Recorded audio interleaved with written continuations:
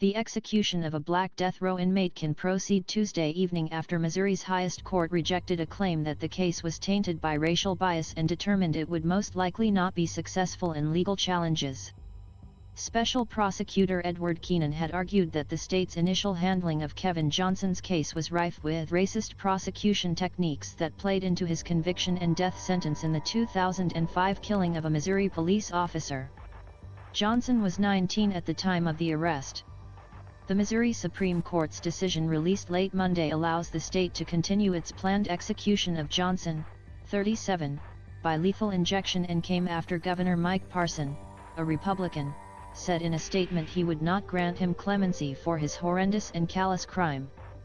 The decision was a 5-2 vote, with the majority writing that Keenan's claims are largely just repackaged versions of claims Johnson has brought, and seen rejected, many times before.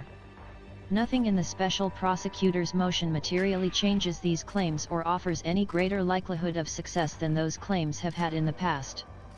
The court's ruling is a further blow in Johnson's case after a federal judge on Friday denied his 19-year-old daughter the right to attend his execution based on Missouri law that requires a witness to be at least 21.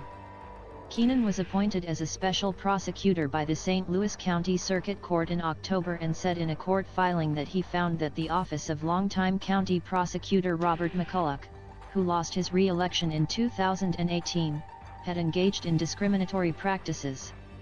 Those include how McCulloch's office had prosecuted 5 cases of police officer killings and pursued the death penalty in 4 cases of black defendants but not in the case involving a white defendant whose conduct was more aggravated, according to Keenan.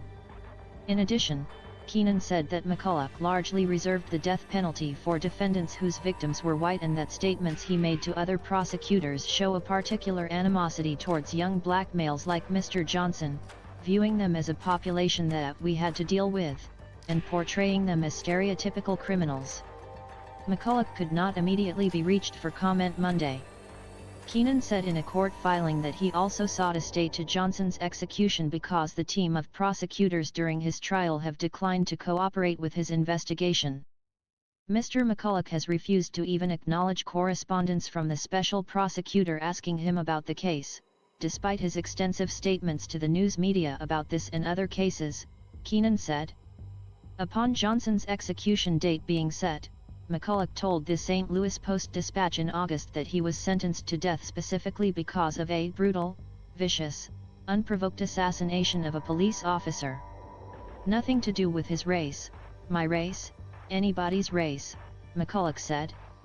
Missouri Assistant Attorney General Andrew Crane reiterated during arguments before the state Supreme Court that Johnson was given the death penalty because he killed a police officer, and any other circumstances surrounding the case against him ultimately didn't matter.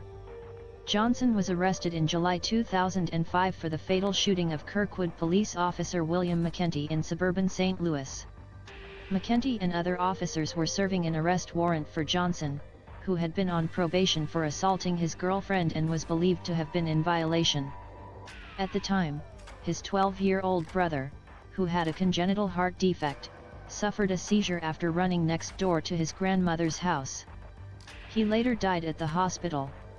Johnson testified at his trial that McEntee pushed his mother when she arrived at the scene, and the officer's actions angered him as he worried about his brother's health. When McEntee returned to his neighborhood that evening for an unrelated call about a fireworks disturbance, Johnson said, he encountered the officer. According to prosecutors, he shot McEntee multiple times before fleeing. He turned himself in 3 days later.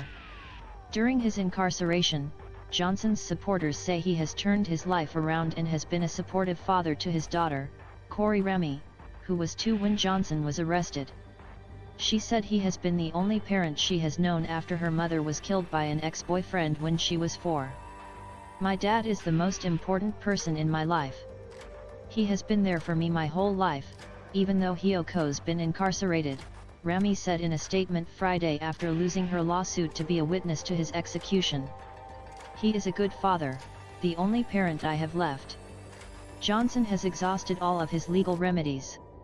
Barring any unforeseen delay, if he is put to death Tuesday, it would be the 5th execution by a state this month, which has been the busiest month so far for capital punishment in the United States in 2022.